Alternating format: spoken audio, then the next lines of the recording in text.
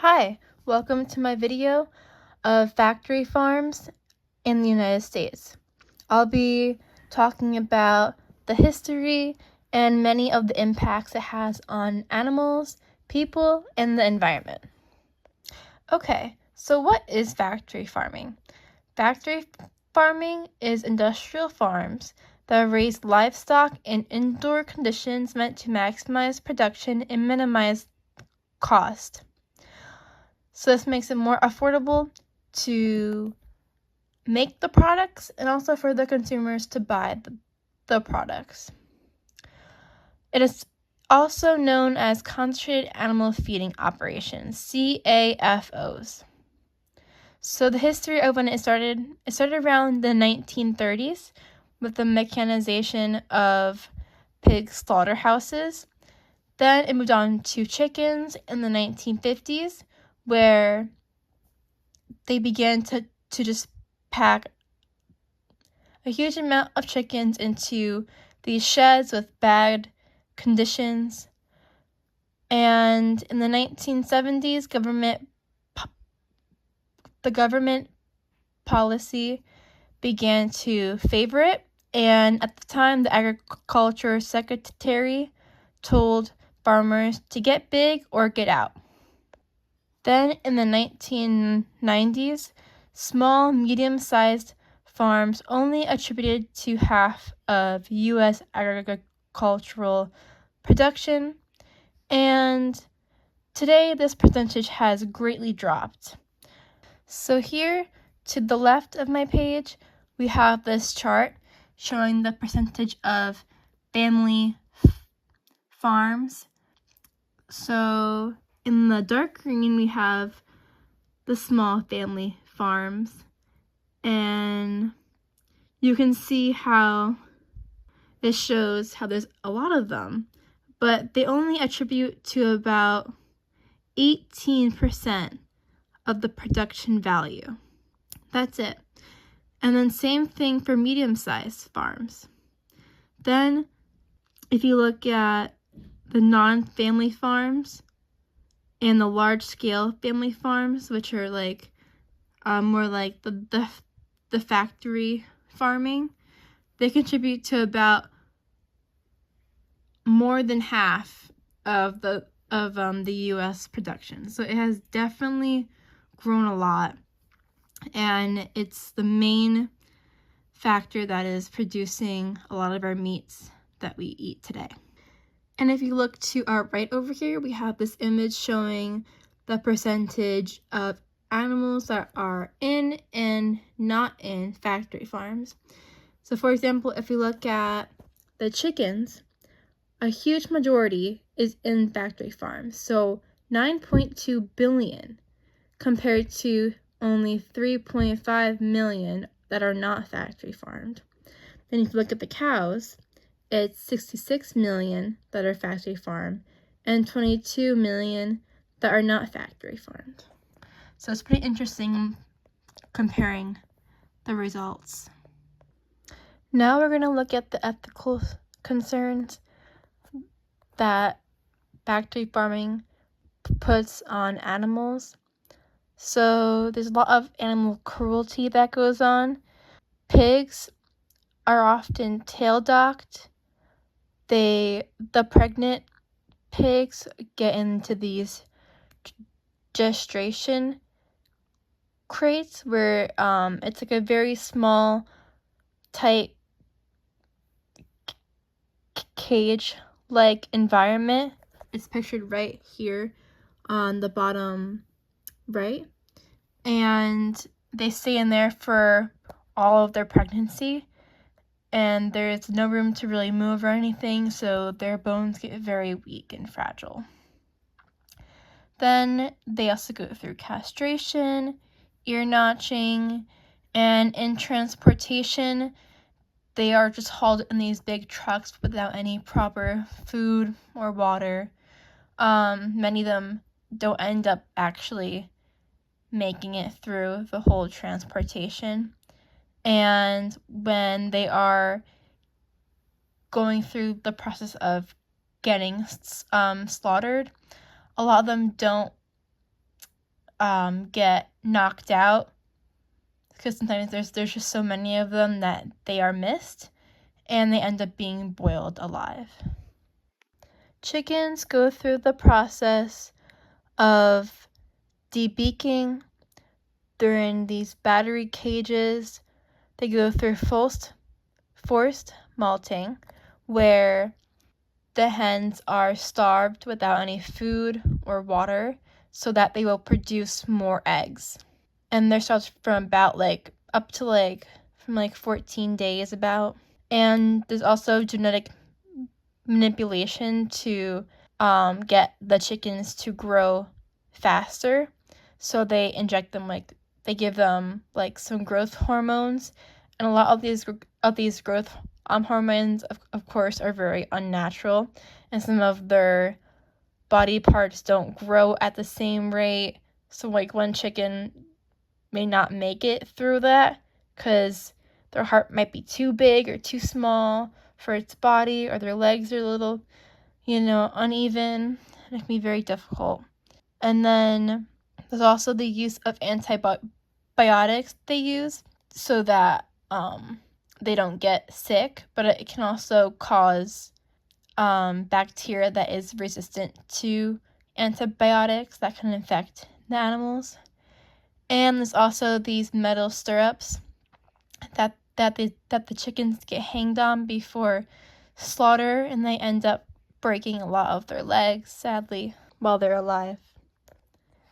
Turkeys, they go through debeaking also, detoeing because of their sharp claws, and then the air can become kind of toxic for them to breathe in because of all of their waste on the ground. And when they go through transportation, it's the same thing for pigs. They don't make it very long because they're not given the proper food and water to survive the trip. And sometimes if they don't get knocked out properly, because there's so many of them, of course, some get boiled alive, sadly. For fish, I found an article saying how a undercover person went in to investigate the industry, and they saw fish getting kicked, stomped on, and thrown. They lose their muscle and body weight a lot of the time, and they are slowly killed by suffocation, or they're thrown into ice water. Dairy cows have this constant cycle of doing birth and milking every day, and that takes a huge toll on their body. The demands make them just break down, and male calves that are born on this site are either just shot or sent to veal crates because they're not really needed. And then beef cows are dehorned, branded, castrated, and they go through the same transportation environment where they're not provided the right food and water, and before they go into slaughter, they are shot in the head. Now we're going to talk about the living conditions these animals are in. So it's just extremely crowded for them. They don't have any room to move really at all.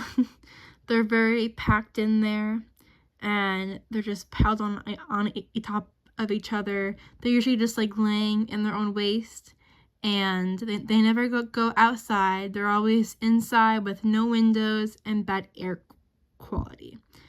It's a recipe for illnesses and diseases to spread around, and it does a lot of emotional damage on them. It causes chronic stress and anxiety.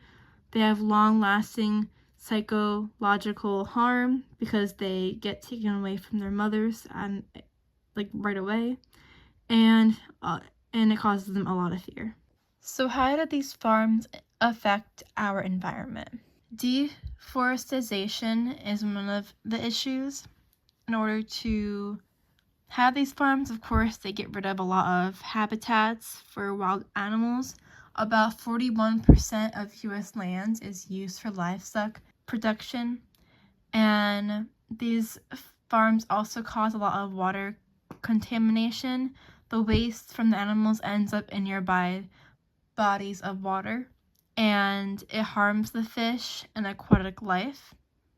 There's also a high risk of illnesses if consumed by people. And the release of carbon dioxide is huge, and the pollution in the air can contribute to climate change and bad air quality. Now we're going to talk about the health risks it brings to people consuming these products. So it can cause antibiotic resistant bacteria in humans because the animals are fed or are given antibiotics that cause bacteria to sometimes form a resistance to it, and if it's left in the meat, it can get passed into humans. And then there's also a increased likelihood of E. coli and salmonella contamination, and a heightened risk of consumers obtaining foodborne illnesses and gastrointestinal issues. Pasture-raised beef is where the cattle spend at least 120 days eating grass outside, compared to, being inside the factory farm its whole life. And they're able to just graze and get natural food from the ground, and it's just more healthier for them. You can also look for cage-free chickens. They have the ability to roam around, and the hens can build their own nests and do other natural behaviors. This all causes the animals to be less stressed, and I think these practices are definitely more humane than what they go through in factory farming. How can you make a difference?